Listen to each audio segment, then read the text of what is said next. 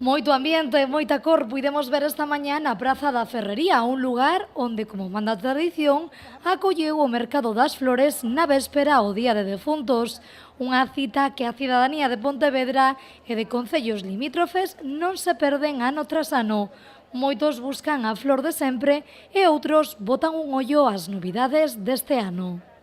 Pois variedade de flor, encántame a flor que hai agora por todos os santos e difuntos e gústame a novedade, sempre cada ano sale algún tipo de flor distinta ao ano pasado, ao ano anterior e gústame, é o que busco.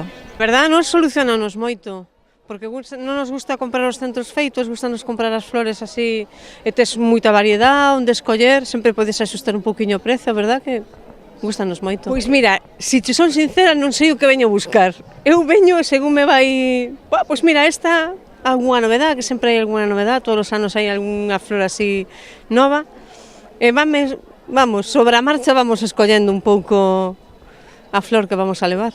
53 postos conformaron este Mercado das Flores, un espazo onde moitas familias e particulares aproveitan a ocasión para mostrar a súa arte na montaxe de centros florais.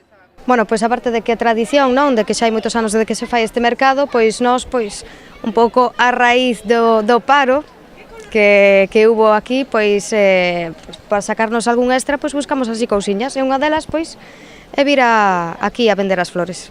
Neste Mercado das Flores podémonos atopar de todo un pouco, e aínda que a estrela da xornada de defuntos é o crisantelmo, dende os postos ofrecen variedade, centros e flores para todos os gustos e estilos. Neste día a maior parte da xente que busca é flor de difunto, crisantelmo e demais. Nós temos a flor un pouco distinta, pero como somos casi os únicos, pois temos así, un pouco de éxito, a verdade.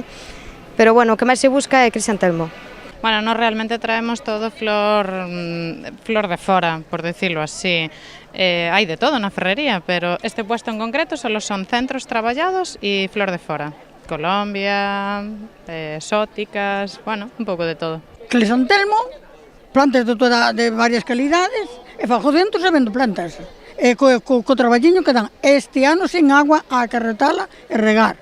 Aínda que na variedade está o gusto, estas profesionais da arte floral saben que o 1 de novembro non é un día para experimentar.